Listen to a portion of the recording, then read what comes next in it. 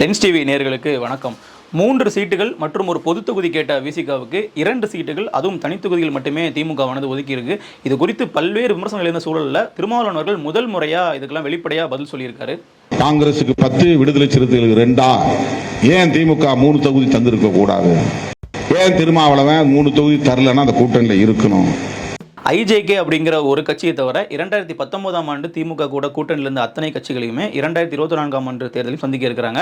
So இதில் சீட்டு எப்படி திமுக வந்து பங்கிட்டு கொடுக்க போகிறாங்க அப்படின்னு சொல்லி பல மாதங்களுக்கு முன்பே கேள்விகள் முன்வைக்கப்பட்டது. காங்கிரஸுக்கு வந்து எத்தனை சீட்டு குறைவாக கொடுக்க போகிறாங்க, விசிக்கு எத்தனை சீட்டு அதிகமாக கொடுக்க போகிறாங்க அப்படிங்கிற மாதிரியான கேள்விகள்லாம் இருந்துச்சு. ஆனால் திமுகவானது ரொம்ப சிம்பிளாக 2019 எல்லா கட்சிகளுக்கும் எவ்வளோ சீட்டு கொடுத்தாங்களோ அதே சீட்டு அப்படியே வந்து கொடுத்துட்டாங்க. ஐஜேகே அப்படிங்கிற கட்சி வந்து இப்போ பாஜக கூட கூட்டணியில் இருக்காங்க. அந்த கட்சியினுடைய ஒரு எம்பி சீட்டை திமுக எடுத்துக்கிட்டாங்க. ஸோ திமுக வந்து இந்த முறை 21 இடங்களில் வந்து போட்டியிடுறாங்க. ஸோ 2019 போட்டியிட்ட மாதிரியே விசிகாவுக்கு 2, மதிமுகவுக்கு 1, கம்யூனிஸ்டுகளுக்கு வந்து இந்திய கம்யூனிஸ்டுக்கு 2, மார்க்சிஸ்ட் கம்யூனிஸ்டுக்கு 2, அப்புறம் கொங்கு மக்கள் தேசிய கட்சிக்கு வந்து 1 அப்படிங்கிற மாதிரி அந்த 19னுடைய அதே சீட்டு பங்கீடானது தொடருது இங்கேயுமே.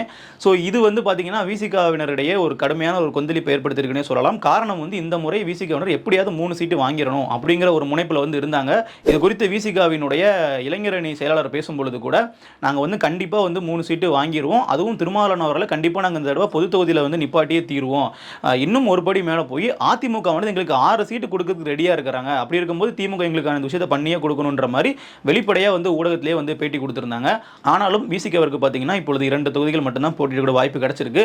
இது குறித்து சீட்டு பங்கீடு முடிச்சதுக்கு உடனேவே நிருபர்கள் சந்தித்த திருமாவளவன் அவர்கள் பேசும்பொழுது கூட பெருசாக எதுவுமே விமர்சனங்கள் எதுவும் முன்வைக்கல. நாங்கள் வந்து 2 சீட்டுகள் வாங்கியிருக்கோம், எங்களுக்குள்ள எந்த ஒரு மன கஷ்டமும் கிடையாது, நாங்கள் மகிழ்ச்சியாக தான் ஏற்றுக்கிட்டோன்ற மாதிரி சொல்லி அந்த பேட்டியை வந்து கடந்துட்டாங்க. நேற்று தினம் சென்னை சைதாப்பேட்டையில் நிகழ்ச்சி ஒன்றில் கலந்து கொண்டு பேசிய திருமாவளவன் அவர்கள் இந்த விமர்சனங்களுக்கெல்லாம் குறித்து தெளிவாக வந்து பேசியிருக்கிறாங்க.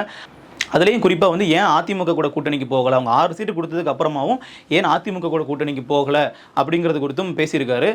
எளிமையாக திமுக வந்து நமக்கு ஜெயிக்கக்கூடிய ஒரு கூட்டணியில் வந்து இருக்குது, அதே அதிமுக வந்து அப்படி கிடையாது. அதிமுக வந்து நமக்கு சீட்டுகள் அதிகமாக கொடுத்தாலுமே அது வந்து வெற்றி வாய்ப்புகள் அப்படிங்கிறது குறைவு, மேலும் வந்து அவங்க எப்போ வேணாலும் நாளைக்கு பாஜக கூட கூட்டணி வைக்கிறதுக்கான வாய்ப்பு இருக்குது அப்படிங்கிற ஒரு குற்றச்சாட்டையும் திருமாவளவன் அவர்கள் முன் வச்சிருக்காரு. மேலும் இந்த சீட்டு பங்கீடு முடிச்சதற்கு பின்னாடி விசிகாவினுடைய பொறுப்பாளர்கள் பலரும் பேசும்பொழுது இந்த முடிவுகள் வந்து எங்களுக்கு வந்து பெரிய அளவில் மகிழ்ச்சி கொடுக்குறதா இல்லை, பட் இருந்தாலும் ஒரு பொது எதிரியான பாஜக மற்றும் மோடி அவர்கள் எதிர்த்து நம்ம களமாடணும் அப்படிங்கிறதுனால நாங்கள் இதை வந்து எடுத்து பயணிப்போம் அப்படிங்கிற மாதிரியான ஒரு முடிவை தான் அவங்க சொல்லியிருந்தாங்க. இதில் முக்கியமாக என்ன விஷயம்னு பார்த்தீங்கன்னா காங்கிரஸுக்கு வந்து 10 சீட்டுகள் கொடுத்துருக்காங்க. காங்கிரஸ் கட்சிக்கு தான் இந்த முறை வந்து சீட்டுகள் வந்து போன தடவை கொடுத்த மாதிரி கொடுக்க மாட்டாங்க, கண்டிப்பாக 6 சீட்டு 7 சீட்டு தான் காங்கிரஸுக்கு கிடைக்குங்கிற மாதிரி எக்கச்சக்கமான விமர்சனங்கள் வந்து முன்வைக்கப்பட்டது. ஆனால் காங்கிரஸுக்கு பார்த்தீங்கன்னா போன தடவை வாங்கினா அதே 9+1 பாண்டிச்சேரியோட சேர்த்து 10 சீட்டுகள் வந்து காங்கிரஸ் வந்து போட்டியிடுறாங்க. இதையும் ஒரு விமர்சனமாக திருமாவளவன் முன்னாடி வைக்கப்பட்டது. காங்கிரஸ் கட்சி வந்து பெரிய அளவில் எந்த ஒரு அவங்களுடைய ஓட்டு வங்கியை நிரூபித்து தமிழ்நாடு முழுக்க மாநாடு எதுவுமே போடலை. ஆனால் விசிகா வந்து மாநாடு போட்டிருக்கோம், தொடர்ச்சியாக வந்து போராட்டங்களை முன்னெடுக்கிறோம், அப்போ நமக்கு 2 சீட்டு காங்கிரஸுக்கு வந்து 10 சீட்டா அப்படிங்கிற ஒரு கேள்விக்கும் வந்து திருமாவளவன் பதில் சொல்லும் பொழுது, ஆண்ட கட்சி காங்கிரஸ் கட்சி, இந்தியாவில் எல்லா மாநிலங்களையும் ஆண்டு கொண்டிருந்த கட்சி காங்கிரஸ் கட்சி. அன்றைக்கு மாநில கட்சிகளுக்கு காங்கிரஸ் தான் பிரிச்சு கொடுத்துக்கிட்டு இருந்துச்சு கூட்டணியில, இன்றைக்கு மாநில கட்சிகளிடம் காங்கிரஸ் வாங்கிக்கிட்டு இருக்கு. காங்கிரஸ் கட்சி இப்போ வந்து பார்த்தீங்கன்னா மிகப்பெரிய இறங்கு முகத்தில் வந்து இருக்காங்க. காரணம் என்ன? ஒரு காலத்தில் வந்து காங்கிரஸ் கட்சி தான் மாநில கட்சிகளுக்கு இத்தனை சீட்டுகள் வந்து லோக்சபா தேர்தலுக்கு ஒதுக்கிட்டு இருந்தாங்க. ஆனால் இன்றைக்கி பாருங்கள், காங்கிரஸ் கட்சி வாங்குற இடத்துல இருக்காங்க, கொடுக்குற இடத்துல இல்லை அப்படிங்கிற மாதிரி ஒரு விஷயத்தையும் முன் வச்சிருந்தாங்க. திருமாவளவன் அவர்கள் இப்படி பேசினதை காங்கிரஸ் கட்சியினர் கேட்டாங்க அப்படின்னா அவங்க அஃபண்ட் ஆகிறதுக்கான வாய்ப்புகளும் இருக்குது. ஆனால் இன்றைய நிலைமையில் காங்கிரஸ் கட்சிக்கு வந்து 10 சீட்டுகள் கொடுத்ததுக்கான காரணம் என்ன அப்படின்னு பார்த்தீங்கன்னா, அவங்க வந்து ஒரு முன்னாடி தேசிய அளவில் ஆட்சி கட்டில் இருந்த ஒரு கட்சி, அவங்களுக்கு வந்து அதனால் 10 சீட்டு கொடுக்குறாங்க. ஒரு வழியாக திமுகவுடைய கூட்டணியானது இறுதி ஆயிடுச்சு, மேலும் சீட்டு பங்கீடும் வந்து நிறைவு பெற்றுச்சு.